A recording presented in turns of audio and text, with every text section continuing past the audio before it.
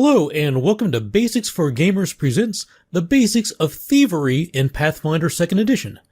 Thievery is a dexterity-based skill that is used to perform many of the actions that are commonly associated with rogues and criminals, such as stealing, disarming traps, and picking open locks. The first Thievery action is called Palm an Object. Palm an Object is used whenever a player wishes to pick something up without being noticed. For example, they may try to take an item from a store without the shopkeeper catching them. To do this, the player would roll a Thievery skill check, which would be contested by the perception DCs of everyone within view of the theft. If the player succeeds, that creature does not notice them taking the item. And if they fail, then the creature notices, and then it's going to be up to each and every GM to determine how that creature would act. And a few other points about Palm an Object. First, it is intended that the item that is being palmed is of negligible bulk, but larger items might be possible to be palmed with the GM's permission and likely with a suitable increase in difficulty as well. Second, the item is picked up no matter what. The character can't decide to not take that item once they fail their check and realize that they've been noticed. Third, Palm an Object is used for picking up an item without being noticed. But if you wish to hide an object you are already carrying, you would use the Conceal an Object application of the Stealth skill. In fact, a GM may require a player to make both checks in a lot of circumstances. They would spend an action to palm an object when they pick up an item in a store without being noticed, and would then spend another action for Conceal an Object when they attempt to walk past the shopkeeper and out of the door. And last, the item must be unattended. Unattended basically means that the object is not in the possession of another character. You could not use Palm an Object if you wanted to pick someone's pockets. For that, you would use the second Thievery action, which is Steal. The Steal action is used to take a small object from another character without being noticed. As with Palm an Object, this is intended to be an item of negligible bulk, but that may be adjusted if the GM allows. Also, you automatically fail if the target that you are stealing from is in combat or on guard. There's no real definition that I've found for the term on guard, but I think of myself when I visit a heavy tourist area and I've been warned that there are pickpockets and thieves about. In those situations, I always keep my hands in my pockets, covering my wallet and my phone at all times. That might be an example of what they mean by being, quote, on guard in this description. Mechanically, this works almost the same as Palm an Object. The character trying to steal rolls a Thievery check that is contested by the perception DC of the target who possesses the item to be stolen. The GM might also compare this result to the perception DCs of everyone within view of the theft to see if anyone else notices. If successful, the character takes the item without being noticed. On a failure, the victim notices the character's attempt to steal from them, but before the item is taken. Unlike with Palm an Object, when you fail an attempt to steal, then you do not take the item.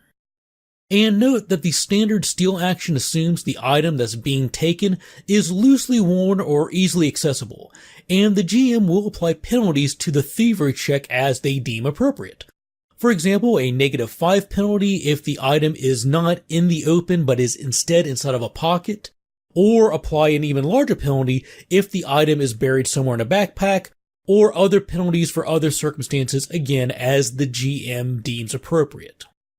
It might also be worth mentioning that a GM could allow a player to spend 2 actions to accomplish the same result by using the Create a Diversion application of the Deception skill. In this case, 1 action would be spent to distract the target, and if successful, this would give the thief the hidden condition instead of observed. And then they would use Interact as their second action and take the item from the target. In other situations, a GM might allow the use of Create a Diversion first in order to apply a bonus to their next Thievery check to steal an item. More information about creating diversions can be found in our video about stealth. The next thievery action is called Disable a Device. This action is used when a character wishes to manipulate a piece of machinery in such a way that it no longer functions as intended. The most common use for disable a device is disarming traps. But this is by no means limited to just traps.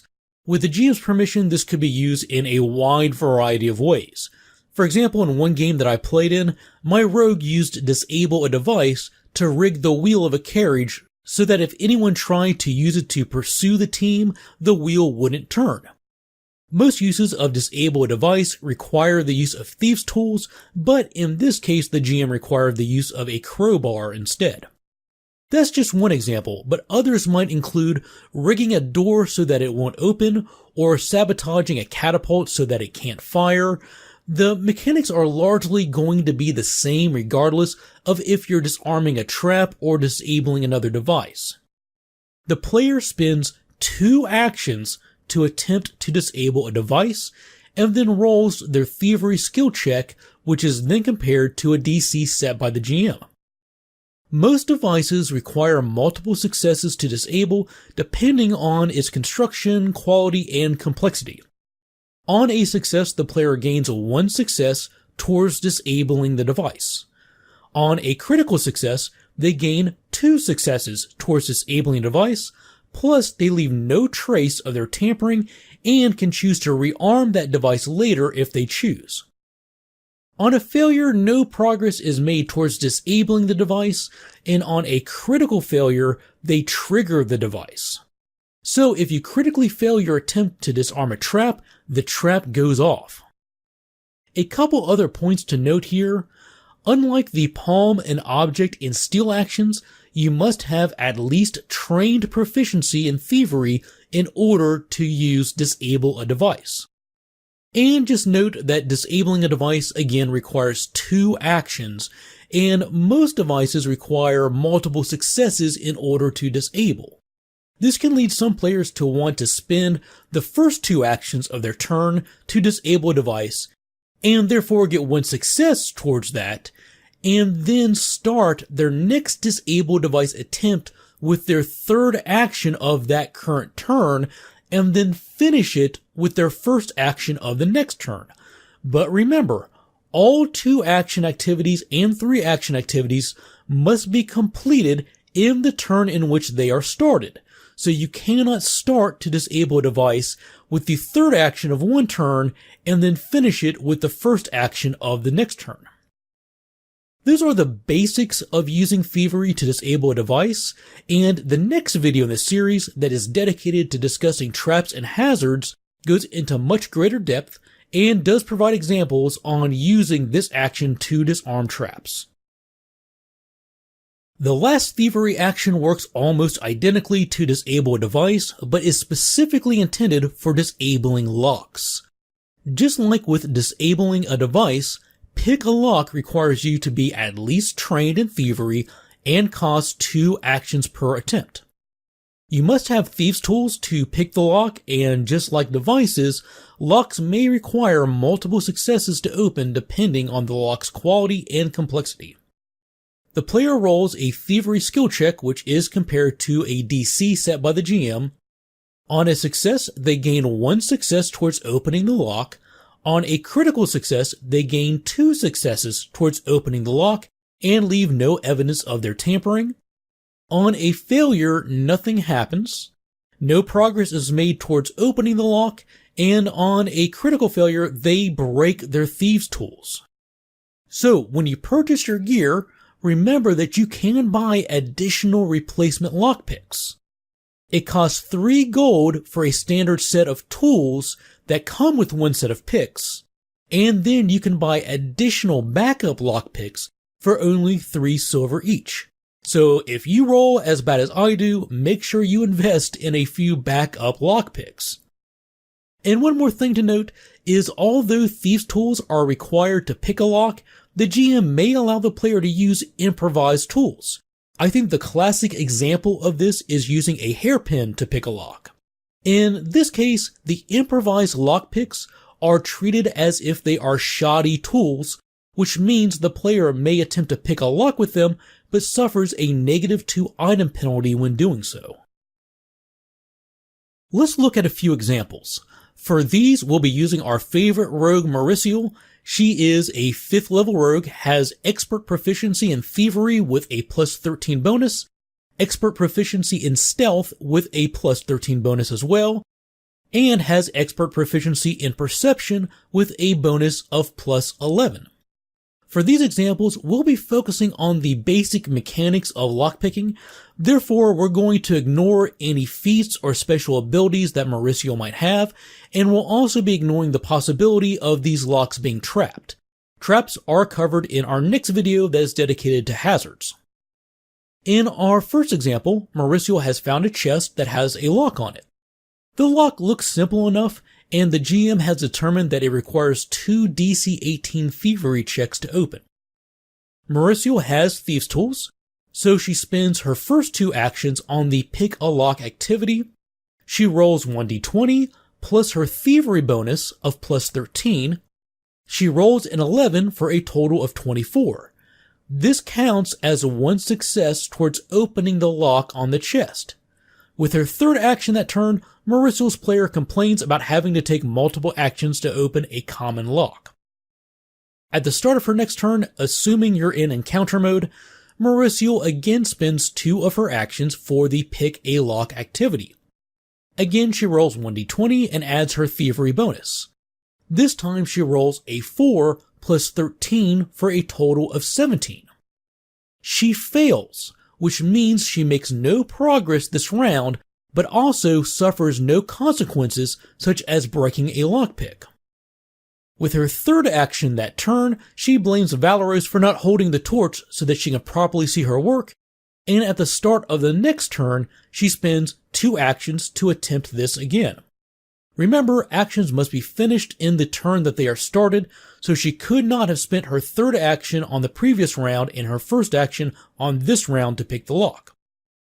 So she spends her first 2 actions this round and rolls a 12 for a total of 25. This earns her a second success and the lock opens. In our second example, Mauricio and friends have encountered a locked door. The GM has determined this lock requires expert proficiency, 3 successes, and has a DC of 21. Mauricio does not know what's waiting on the other side of the door, but since the door and wall are solid, she believes she is currently undetected and unnoticed by any occupants in that room. Her player states that she wants to pick the lock, but be as quiet as possible while doing so. This is largely up to each GM to decide how they want to manage this, but in this case, her GM tells her to roll a stealth check along with each thievery check. With her first 2 actions of the round, Mauricio performs Pick a Lock and rolls a 19 for the thievery check. After adding her +13 bonus, that makes this a total of 32, which is enough for a critical success because it is more than 10 higher than the DC. She earns 2 successes towards opening the lock, but the GM had also called for a stealth check to be made. Luck is a fickle mistress, and she rolls a 2 on this check for a total of only 15. Unknown to her, there are a few sentries in the next room taking a break from their patrols. Their perception DCs are 16, which means Mauricio's stealth check has failed. Now, each GM will need to determine what the result of something like this is, but in this case, the GM decides that the sound of picking the lock isn't enough to put these sentries on full alert, but perhaps one of the sentries hears the faint tapping of metal on metal, which makes him a little bit suspicious. Unknown to Mauricio's player, during the time between her turns, the 3 sentries who are now suspicious of the tapping they heard each take a seek action at the door. They have +6 bonuses to perception, which are contested by Mauricio's stealth DC of 23. The GM could also penalize their perception checks for the door being between them and Mauricio. But in this case, the GM decides to ignore that since they're already on alert from her failed stealth check, and the sound of picking locks came from the metal inside the door and therefore is not entirely muted by the thickness of the door's wooden structure. The first sentry rolls a 3 for a total of 9. The second rolls a 16 for a total of 22, and the third rolls a 14 for a total of 20. They all fail their checks, so although they are still suspicious, none of them are entirely convinced that there is danger nearby. At the start of Mauricio's second turn, she spends 2 actions again to perform Pick a Lock. This time she rolls a 10 for a total of 23, which is enough to earn her that third success and open the lock. But again, the GM also calls for a stealth check since she's trying to do this quietly. She curses her rotten luck and rolls another 2 again for a total of only 15. This is another failure, and this time the GM decides that since the guards were already on alert and suspicious from the first failure, they are now 100% convinced that someone is picking that lock, and when Mauricio opens the door, she finds 3 sentries armed and ready waiting for her. And in our last example, Mauricio and Valeros discover a gorgeous, expensive-looking chest. The GM has determined that opening the lock requires master proficiency and 4 DC 29 successes. Now, even though it is possible for Mauricio to pick a DC 29 lock with her plus 13 bonus, this lock requires master proficiency and she is only expert at thievery. There are a few different ways to handle this. Some GMs let the player try picking the lock until they either break all of their picks or give up. Others might require the player to try picking it once before they realize just how complex this lock is, and other GMs just assume that anyone who is trained in thievery is able to look at a lock and just tell when it's out of their league without spending any time trying to pick the lock first. Regardless, in this example, Valeros becomes impatient and tries to break the chest open by slamming it with his hammer. Now, this video is about the thievery skill, so we're not going to go into all of the mechanics of breaking an object here, but just know that that is an option for when thievery fails, and the rules can be found on pages 272 and 577 of the core rules that go over damaging items and breaking something open. In this video, we discussed the basics of the thievery skill. Thievery is a dexterity-based skill that is used to perform many of the actions associated with criminals. The first thievery activity is called Palm an Object. This is used when a character wishes to pick something up without being noticed. This costs 1 action and requires a thievery check versus the perception DCs of anyone observing the character. On success, they take the item without being noticed, and on failure, they are noticed but must still take that item regardless of being caught. The second application of thievery is called Steal. This works much the same way as Palm an Object, except the item you wish to take is in the possession of another character. It's their coin purse, a pendant they wear, or a small trinket in their pocket. For this, the character rolls a thievery check, contested by the perception DC of the person possessing the desired object, but is further modified by the GM to represent the difficulty in taking it. For example, stealing an item hidden in a backpack is more difficult than snatching a keyring hanging loosely from a belt. The third thievery action is called Disable a Device, and is used to rig an item so that it does not function as intended. Most often, this is used to disarm a trap, but could be used in other situations as well. Disabling a device costs 2 actions, requires the character to be at least trained in thievery, and often requires the use of thieves' tools to attempt. Devices often require multiple successes in order to disable depending on that device's quality and complexity. The character rolls thievery against a DC determined by the GM, and on success, they earn 1 success towards disabling the device. On a critical success, they earn 2 successes and other benefits, and on a critical failure, they accidentally trigger the device and suffer whatever consequences are appropriate from that. And the last thievery action is pick a lock. Picking a lock works almost exactly the same way as disabling any other device, except on a critical failure, the character breaks their lockpick. This video has served to lay a foundation that is further explored in our next video all about traps and other hazards. So make sure you give that a look if you want to see more examples of how you can use thievery and disable a device to disarm traps. With that, we'll bring this video to a close. If you found this video helpful, please give us a like, and don't forget to click that subscribe button and the bell so you never miss out on our future videos. Leave us a comment letting us know what topics you'd like to see covered in our future videos, and we can always be reached through our Twitter and Facebook pages too. If you'd like to use some of the maps that we feature in our videos in your own games, you can find them at Maps of Mastery. A link to that store can be found in the description. Thanks for watching, take care, and we'll see you soon with more basics for your favorite tabletop games.